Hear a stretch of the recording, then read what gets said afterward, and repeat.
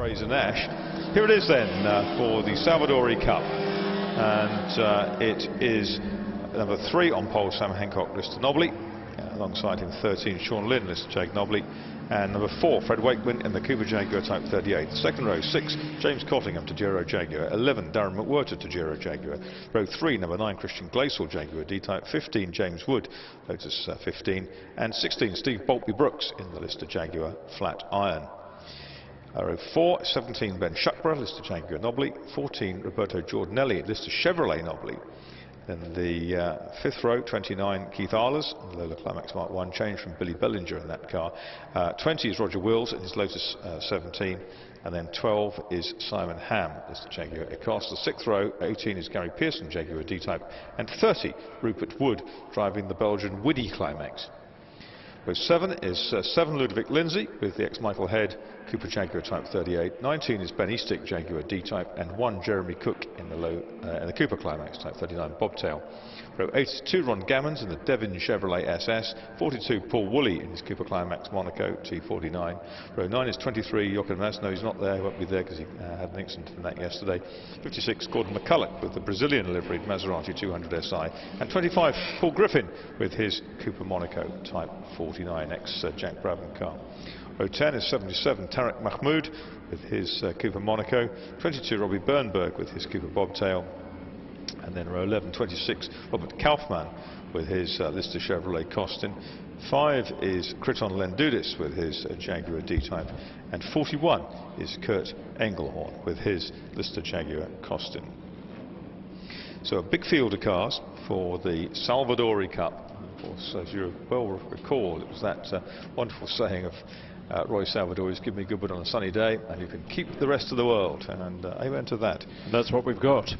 Some giant killing, great performance by Keith Arlers in the little Lola prototype, and Roger Wills in the little Lotus 17 to get on to row 1, 2, 3, 4, 5. So quicker than quite a number of the big banger listers, Cooper Jaguars.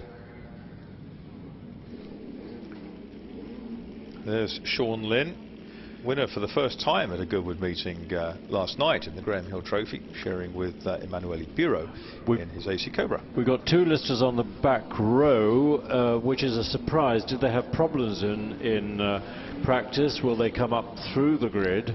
I have to say I wouldn't expect it. Robert Kaufman in the elegant red Costin-bodied Lister. Kriton Lendudis in the short-nosed D-Type. I think he's newish to that car. New to historic racing. Yes. He was last year demonstrating his Porsche 962, and now he's out racing a Jaguar D-Type. Kurt Engelhorn also in the Costin-bodied Lister. It was a surprise to everybody that that beautiful Costin body didn't actually give that car an advantage over the Nobleys.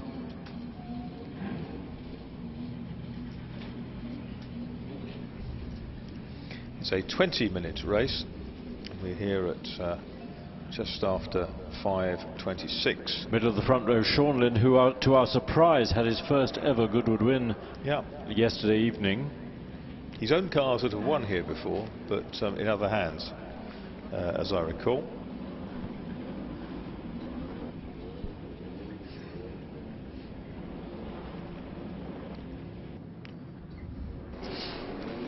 There they go then, off on the green flag lap.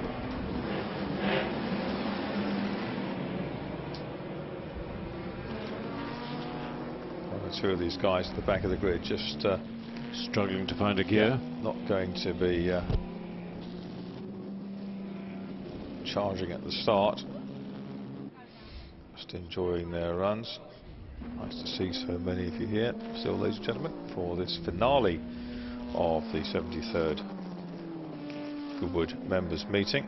Nice to see the 2 little Cooper Bobtails, Cooper's first rear-engine sports car with the central seat and the little Climax engine in the back. And we've got the Tiddlers floating around in pretty competitive places on the grid. We've got Keith Arlers 29 in the Lola Mark 1 prototype that was so successful here in the 50s. Roger Wills in the Lotus 17, not the most successful of Lotuses, but driven well by Roger. And also in that mix, number 30, Rupert Wood with the Woody. They're all powered by little Climax engines, little single cam Climax engines, and the battle between those cars will be as fascinating as that up front. And Gary Pearson back on the 6th row, which is fairly unusual in the D-type. Gary usually extremely quick.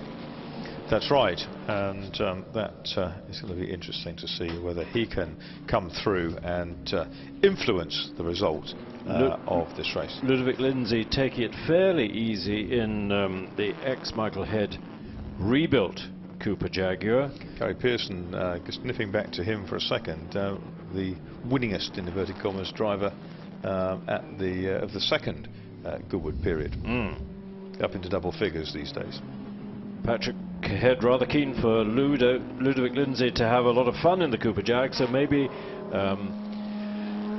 Ludovic will go a little bit quicker and threaten the Tiddlers in front of him. But you and I have been going racing a long time. You get to see somebody win a race in qualifying, haven't you? Exactly. But you have to define have a little fun. It means have a go, but don't throw it off. Exactly. Does that not? Yeah, exactly. That's right. Yes. Well, that's what everybody wants to do. Yeah, of course, being down in the middle of the grid is in itself not the easiest place to start, but these guys are very experienced. Watchful young Sam Hancock, who's a very, very quick driver. He's on pole. Is Brian Lister looking down from that cloud on which he's sitting? Died recently, sadly. But a good life well lived. I guess we've got Jaguar engines in the first, 6 cars. Lister, Cooper, Tajiro, and Jag D-Type. Followed by James Wood driving the ex-Michael Taylor Lotus 15. Car that was very successful in period. Here we go then, the Goodwood members meeting coming to a close with the Salvadori Cup. Race for 50s sports cars. And the Union flag goes down for the last time, and Sam Hancock was out of the blocks like a drag racer in car number 3. Sean Lynn is in second place. Third looks like McWhirter in the Tajiro. It is indeed. In fourth looks like the D-type of Glacial from row 3. Gary Pearson won't be hanging around to get up there as well. There's a little yellow Woody coming up the outside.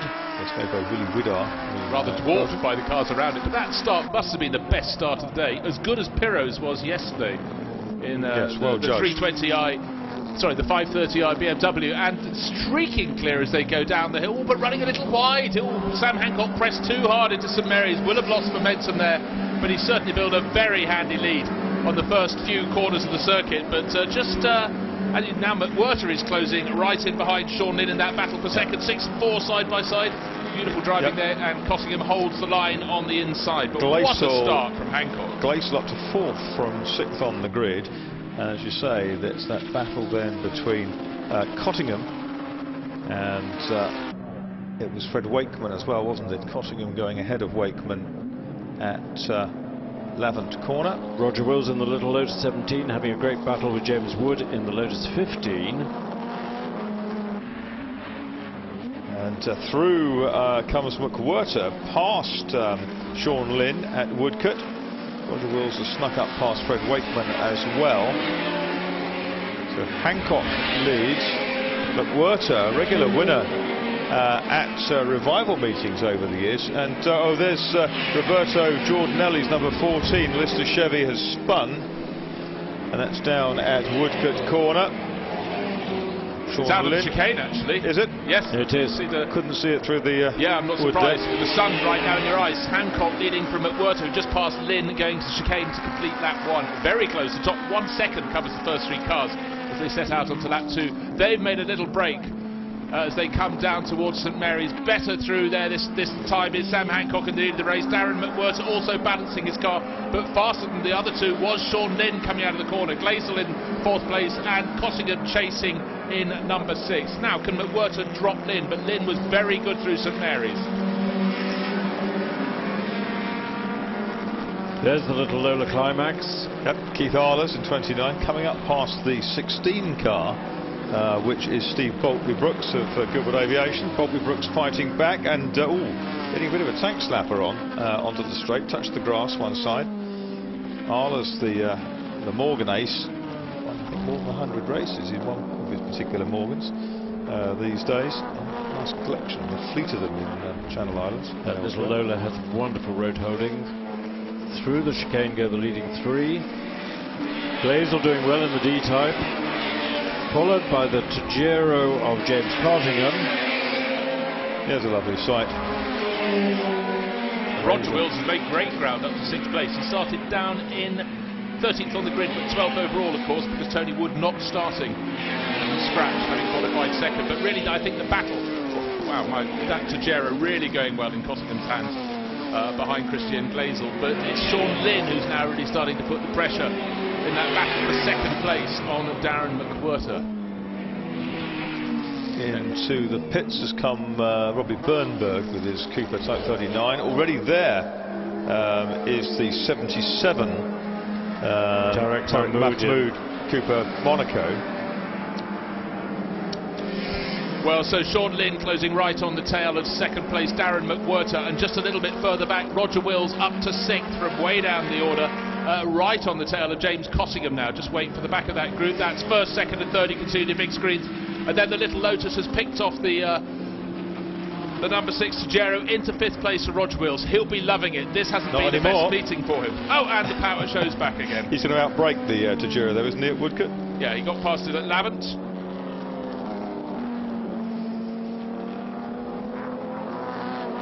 Keith Arlers trying to squiggle past Boltley-Brooks, but unable to do so. Hancock leads by a margin now, going away from the next 2, but Sean Lynn having a look going up towards Madgwick corner on the inside of McWhirter. McWhirter far too experienced though, doesn't leave the door open. Glazel, Wills and Cottingham reversed order again. There's the Michael Head Cooper Jag. Ludwig Lindsay, kind of a 7 in 15th place. Sort of where he started, people take a place or 2.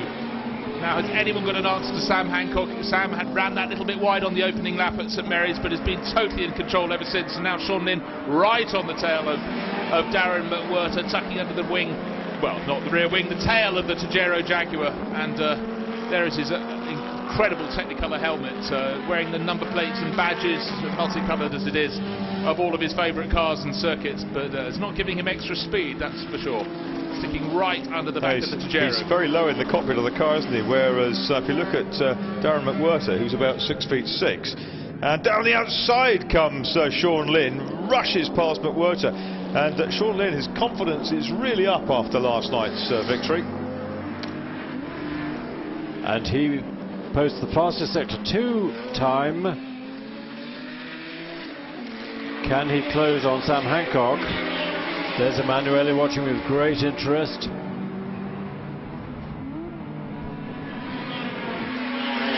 Yeah, Will's up into 4th place now at the expense of Christian Glazel. Wow, Wills really has been making progress, as we saw him before being passed by the number 6 Tagero. He obviously got back against very, very nimble in that little Lotus 17.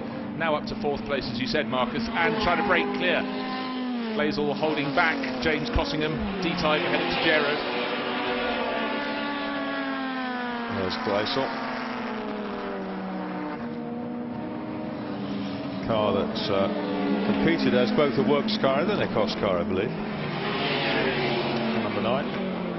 The Tagero Jag is a big bulky thing, isn't it? It is. It really is.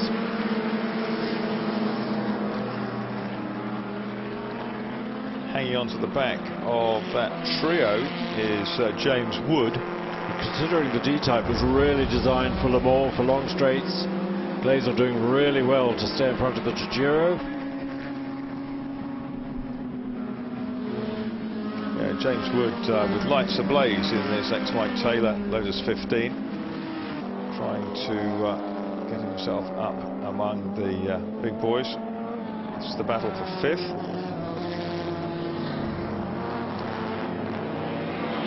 Interesting to note, Marcus, last time around, fastest lap of the race set by our chaser.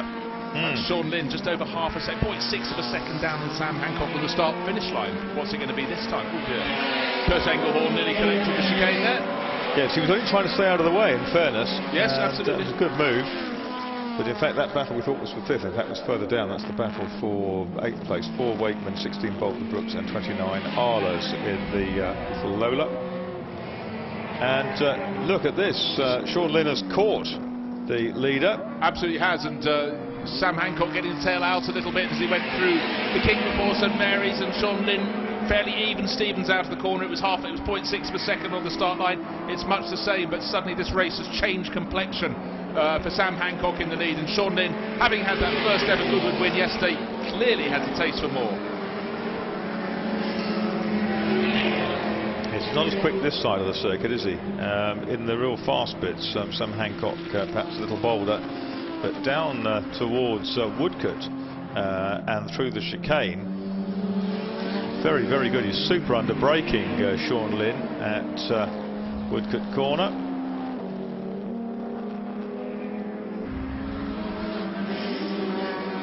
Now let's see if anything is gained through the chicane. Very hard to tell from there. I think, in fact, if anything, a slight advantage there to Sam Hancock, but we're not talking about much of a second. It was 0.6 last time around.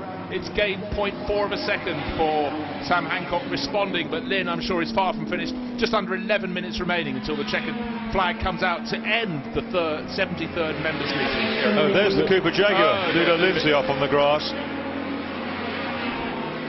Fortunately harmless. He's been running in 14th place with the Widdy.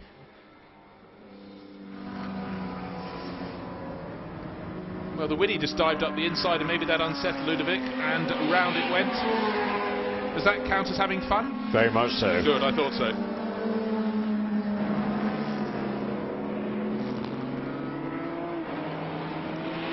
As Sam stretches lead even more. Yep, with the fastest lap.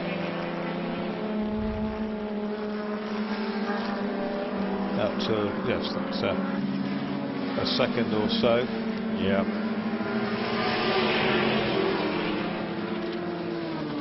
So new fastest lap of the race, 1 minute 28.5 last time around for race leader Sam Hancock. That helps him edge a little bit further clear of the chase from Sean Lynn. Looks so he's going to be faster again this lap. 2 pink sectors out of the first 2 sectors of the circuit.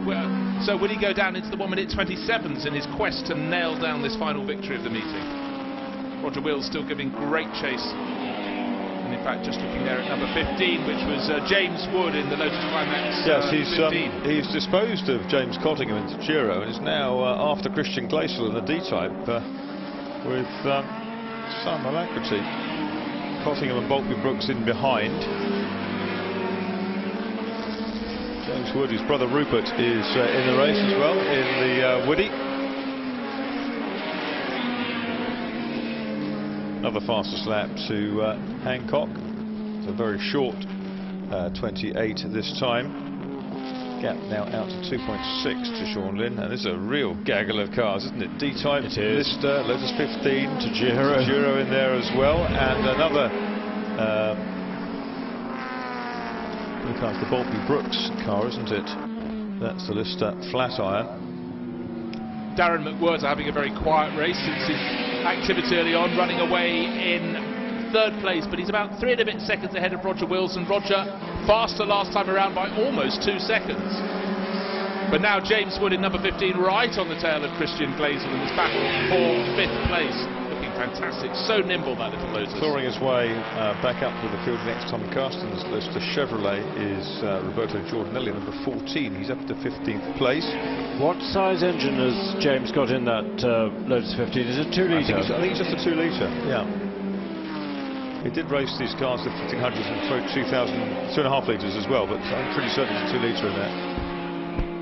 Closes right up into Woodcote.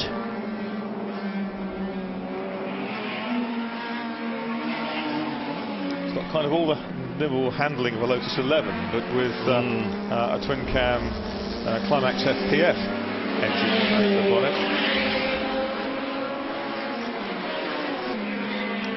So having had the gap between first and second, Hancock and Lynn come down to 0.6 of a James second. Wood. It's gone right out, and Wood makes that move stick. Sorry, Chris. 17 into the pits. That's Ben Shuckborough. Now can James Wood hold on to that lead over Christian Glazel? Well, Glazel's now under huge pressure from James Cossingham. He probably lifted a bit as James came by. And then number 16, C. Boltbury Brook, is right on their tail in the Lister Jaguar Flatiron. So it's a great battle there in that sort of 5th down to 8th place grouping. 3 Jaguar engines chasing the little Climax. It's fabulous. They all jump on the brakes in unison. They're like down the line. It is. Big switch there going from James Cossingham as he went through St Mary's, allowing the Flatiron Lister right behind, and Boltbury Brooks to get onto his tail. Boltbury Brooks going very well. Someone with not an enormous amount of racing experience, and he damaged the car at the Revival last year, but it's up together. He's running really strongly in very good company. Gary Pearson surprisingly down in 12th in the other D-type.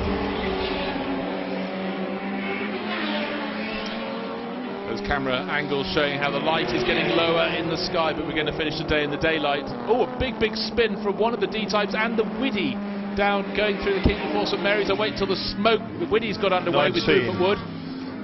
That's Ben Eastick. Now his bodywork's rubbing on one of the front wheels.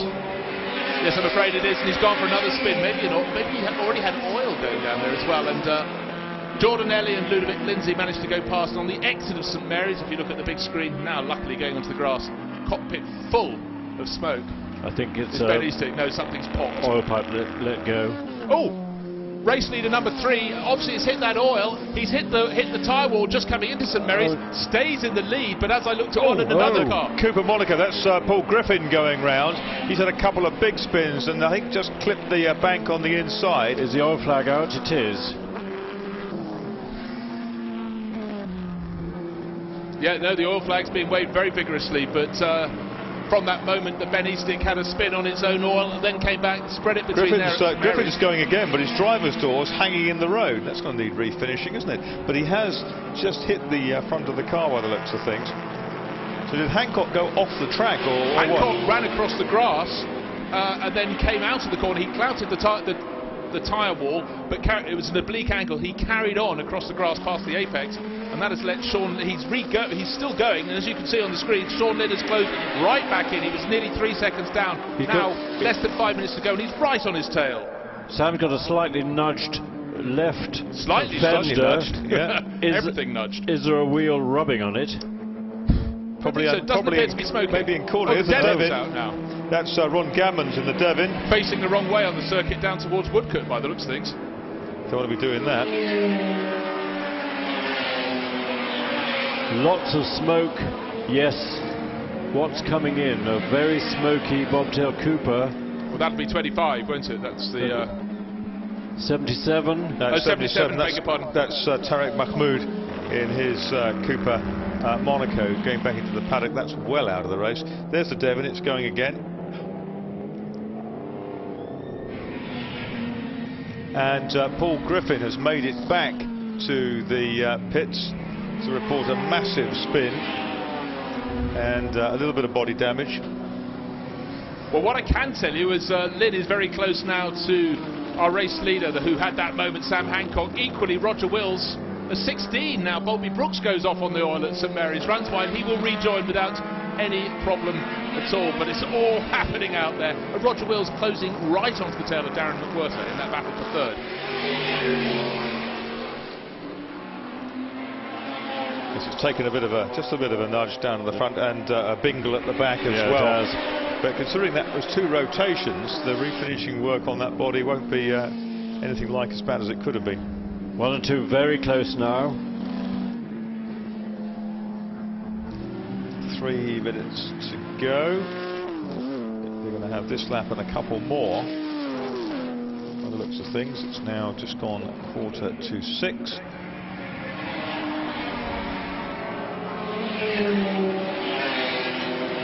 So there is the battle for third place. Darren McWhirter still holding off Roger Wills. And then behind them, James Wood closing in, Christian Glazel in the number 9 D-type. So it has bunched it up again. The battle between first and second, Hancock and Lynn. Sam Hancock, Sean Lynn, 0.5 of a second on the start-finish line, but I think Hancock eased out. In fact, yes, a pink first sector of the lap for him. Still flying towards the end of this race. Number 3, leading the way.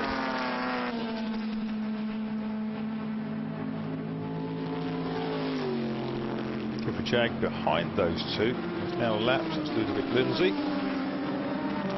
Roger Wills now right on the tail out of St Mary's of Darren McWhirter in that battle for third place. Boltby Brooks has come into the pits.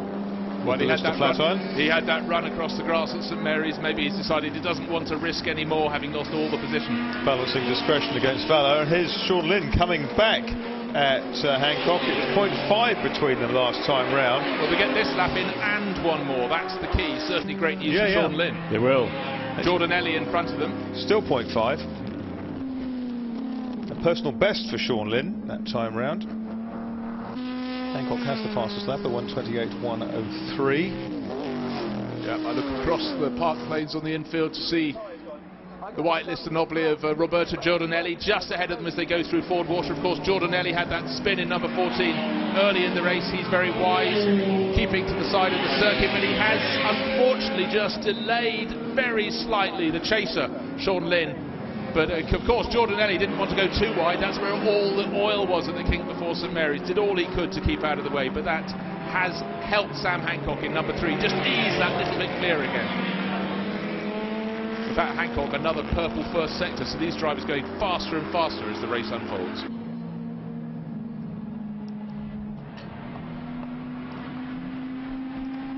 Trying past the 41. There's De Costin and Kurt Engelhorn. And Rupert Wood in the little Widdy keeps well out of the way. He's terrific on the brakes, isn't he, Sean Lynn, down there? He's much bolder than Hancock. Brings him right up to the back of Hancock, who slides through Woodcote.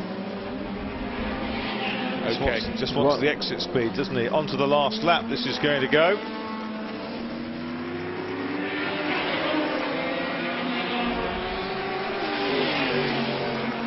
Sean Lynn really pressing on, 0.3 that time. He's a couple of tenths closer. And in fact, the lead lister is biffered all the way down the left-hand side, isn't it? Yeah. You can park in a narrower parking slot now, that's for sure. going down towards Ford Water for the final time. Sun in their eyes. They go through still with Sean Lynn chasing.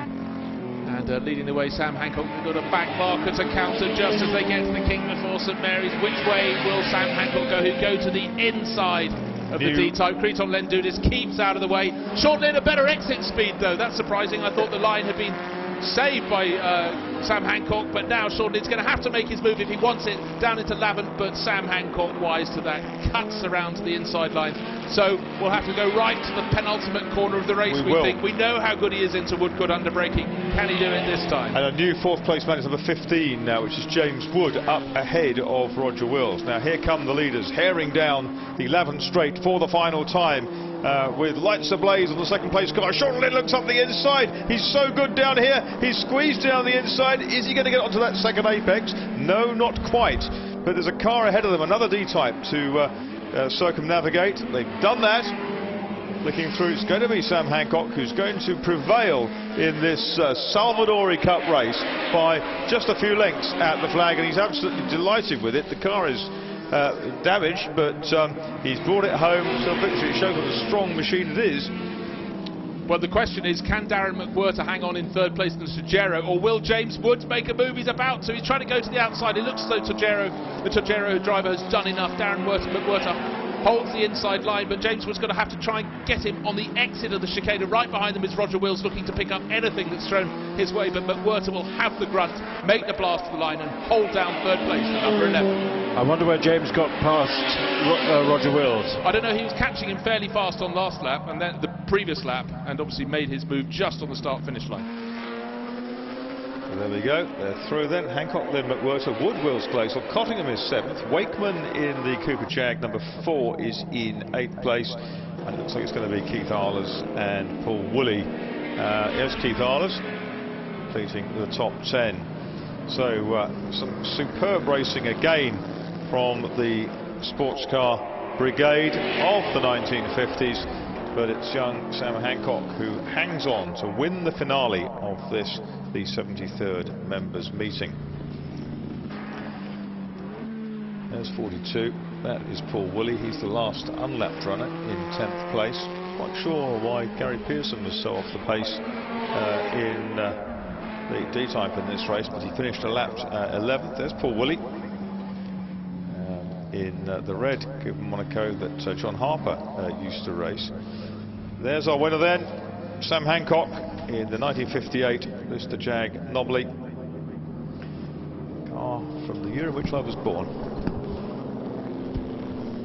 So Sam Hancock waving cheerily, thanking the marshals and waving to spectators, returning the compliment. Number 3 is our victor. Number 13, Sean Lynn, is in second place, and at number 11, which is Darren McWhirter, all the way from Elgin. That's a very, very long way home after a meeting of this magnitude. But Darren McWhirter pleased to make it through to the podium. He's won numerous races. He's won some Freddie March trophies in the past with I think this car, also the Lagonda that they run. He and his father Tom. Sam Hancock with his martini striped crash helmet comes into Parc Ferme, pops the visor of his crash helmet. Sean Lynn does the same in his Lister behind the winning car. Sam's a strapping lad, leaps out of the Lister. First thing you do, I'm sure, is to go back and speak to his team. Try not to look at the left flank of the car, of course. Exactly. Wasn't me, Guff. And yes, a warm handshake for Sean Lynn, who's thoroughly enjoyed his race. And with our final group of winners of the weekend, it's Henry Hope Frost. Thanks, Marcus. Sam, that was easy for a while, and then a bit of a nightmare 3/4 of the way through. What happened? I think that, you know, it's all very well getting excited about being on pole, but the problem is you're the first to hit any oil, if there is any on the track. And the first lap, I nearly went off 2 or 3 times, just committing not even what I thought was full speed, and it wasn't like a clear oil trace, and I just ran wide and nearly went off. And then later in the race, when I'm sure you saw, I went off at it was No Name, I think, just before St Mary's. Did you touch anything? Did I? Yeah, I hit the wall hard, and I just tried. I committed to the corner on the normal line, normal thing, and I just hit a patch of oil and just slid totally sideways. And luckily, it was sort of broadside with the wall. And I just tried to keep the car roughly straight with a roughly straight steering wheel in the hope that I might glance off it. I hit it a lot harder for a lot longer than I would have liked, but then amazingly it was straight-ish afterwards, and nothing else other than the steering being a bit out of alignment. It was kind of drivable. It took a bit of getting used to, and yeah, and then I had all the pressure from Sean at the end, which I wasn't banking on at all. I'm like fighting the car and fighting Sean. There's still bits of oil like here and there just catching you out of nowhere, but really chuffed to win because it's my first win with Sam Thomas Racing, and it's a big deal for them, and they do a lovely job with the car. Well done, Sam. Thank you. Sean, you had your first Goodwood win yesterday and came fairly close to doubling up. I did. I thought, let's go for the double here and see if I could especially capitalise on poor old Sam's quick trip into the grass. When you saw him go off, you must have thought, oh, hello, I'm in. Well, I was quite a way behind him, and I thought, well, if I get my foot down here, I've got a good chance. But then I didn't know how much oil was down, and the last thing you want to do is whack into somebody in the back of him. So I tiptoed a little bit behind him, but I should have gone a bit harder maybe. It was great on the last few corners. Yeah, and I was really trying hard, really. Sean, well done. Thank you. Sean Lynn, second place in the Lister Nobly. Third goes to Darren McWhirter in the Tajiro Jaguar, a Jaguar motivated 1-2-3. Happy with that? Yes, I was going to be happy with top 10 when I came here. You can't win all these 50 sports car races. No, we've got to give these listers a chance. Did you see them up ahead, scrapping at the end? We could do, yes, and I thought it was more a prudent thing to come third opposed to spin off trying to keep up with them. I mean, the listers are a more developed chassis, so you're just to take your hat off and let them go. And there were some little Lotuses all over you, weren't there, for a while? Yes, at the end the tyres had gone off and the Lotuses were all over the back of us, but you knew you could vanquish them going up the back straight, so it wasn't too much of a problem. Well done, Darren. Our final podium finisher of the day. Yes, thanks very much. Cheers. Darren McWhirter then takes the final podium slot. Yes, I will. That's it from me down here, Marcus. It's been wonderful, of course, in the paddock, in the pit lane, the collecting area, and here in the Parc Fermé. I look forward to doing more of the same at the revival in September. Back up to you. Thank you, Henry. A staunch man down there in the assembly area and the pits, as you say, and that's... Yes, let's see the results of the Salvadori Cup then. First, number 3, Sam Hancock, Lister Jaguar Nobly. Second, number 13, Sean Lynn, Lister Jaguar Nobly. Third, number 11, Darren McWhirter, Tajiro Jaguar. Fourth, number 15, James Wood. A very good drive for James from row 3 of the grid through into fourth, Lotus 15. Fifth, number 20, Roger Wills. He really made that to Lotus 17 fly, the Kiwi. And in sixth place, number 9, Christian Glacial with his Jaguar D-Type long nose.